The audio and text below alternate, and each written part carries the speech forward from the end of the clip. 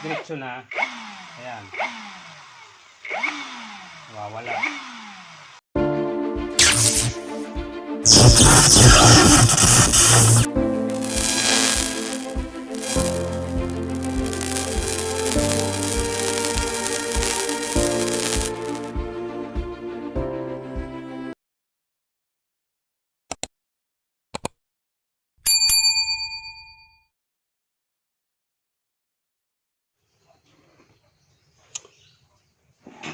Ayan, good afternoon sa inyong lahat mga lods.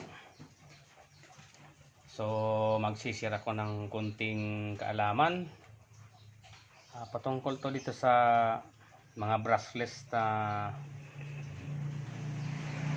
portable handrail. So, yung ganitong klase ng brand ito, Ryuko. So, mahihirapan ka ditong magbaklas mga lods kapag hindi mo makuha yung tamang procedure nito. So, dito, para mabaklas mo yung pinaka-cover, kailangan matanggal mo yung bolt dito sa gitna ng head ng pinaka-head ng handrail. So, ito yung kanyang bolt. Ito. So, sa mga hindi nakakaalam kung paano buksan yan, yung pihit niyan ay pakanan, hindi pa kaliwa. Hindi tulad ng ordinaryong bolt na yung pagtanggal ay pakaliwa yung ikot. So, ito pakanan para matanggal mo yung bolt. At mayroon pa siya ditong lock dito. Ayan, kapag ka nakaganyan yan, mayroon siya ditong lock na kailangan matanggal ito. Tapos yung trouble nito mga lods, kapag ka tinitrigger mo siya, pagdating doon sa pinaka high speed, namamatay yung motor. So ito yung naging problema niya mga lods, yung kanyang control motor. Ito yung kanyang control motor. So mayroon na tayong nilagay. So ipapakita ko sa inyo kung ano ang reaction niya kung ito yung original na control motor ang nakakabit. Yan, titest natin siya na nakalagay yung dati niyang control motor. Yan, mahina na yung aking mata. Nahulog yung salamin. Ayan, test muna natin tong original niyang control motor. Yan muna ikabit natin, balik natin.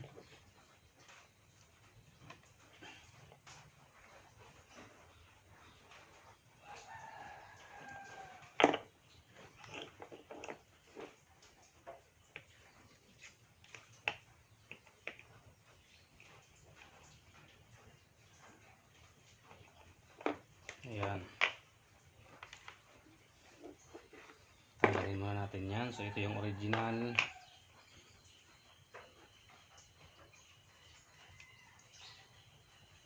Kita ba ito mga lods yung ating ginagawa? Ayan, kita.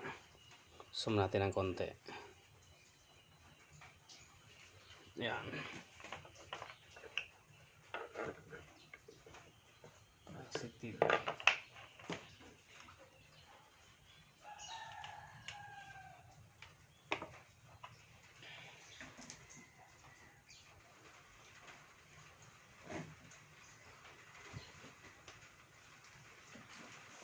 Hindi ko na makita. Walang salamin.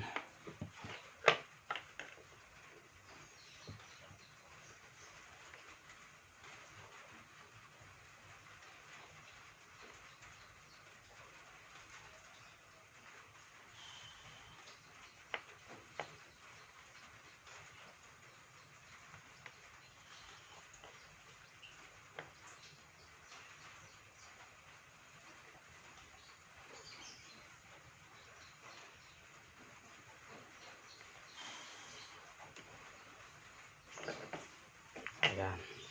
So itakip muna natin to. Ayan. Lagay natin yung trigger. Ito. Tapos battery kabit natin. Yan. So ganito yung reaction niya. Yan. Yan. Ayan mga lods. So pag trigger siya, ganyan. Ayan. Namamatay. Yan.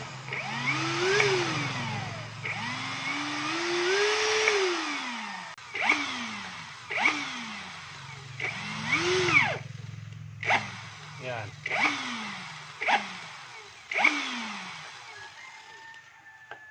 So binaklas-baklas ko na tong kanyang trigger. Okay naman yung kanyang switch, yung mga sliding switch.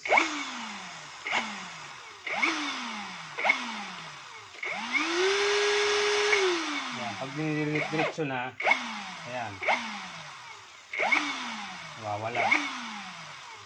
So ngayon test natin yung bago. Yan, ikabit natin yung bago. So yung bago nito mga lods, itong bago, mayroon siya ditong tuck switch. Parang ang purpose nito, mayroon siyang ibang klaseng ikot, yung parang pang hammer.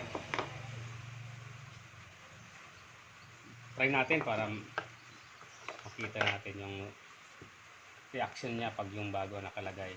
Yan. Kabit ko muna tong bago.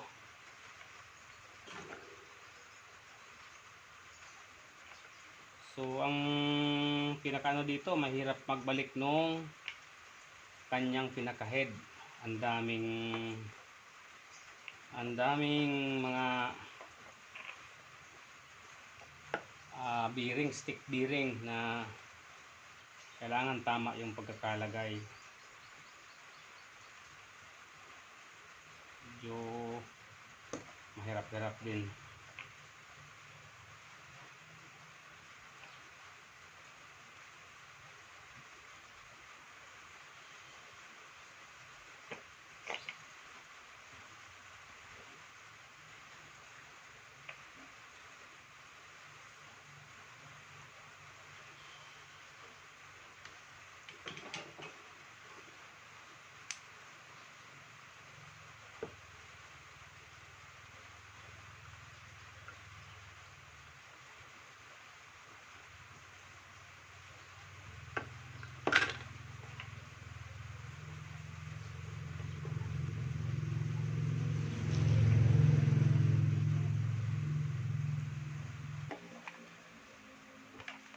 Ayan, test natin. So ganito yung reaction nito mga lods. Ayan. Ayan.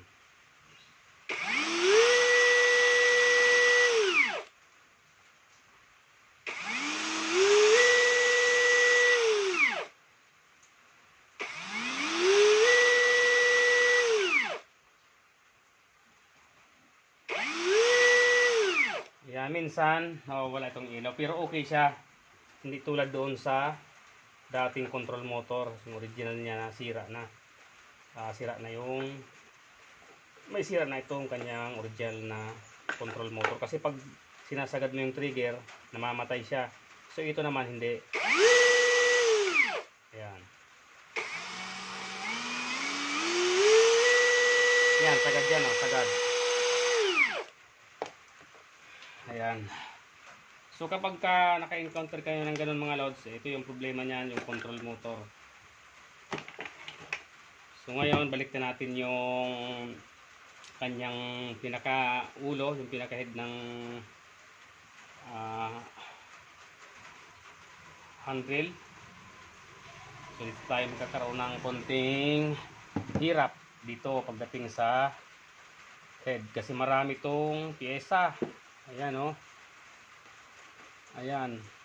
So dapat tama yung pagkakalagay natin. Mas maigi nito mga lods habang nagbabaklas ay naka-video para hindi kayo magkamali sa pagbabalik ng mga pyesa.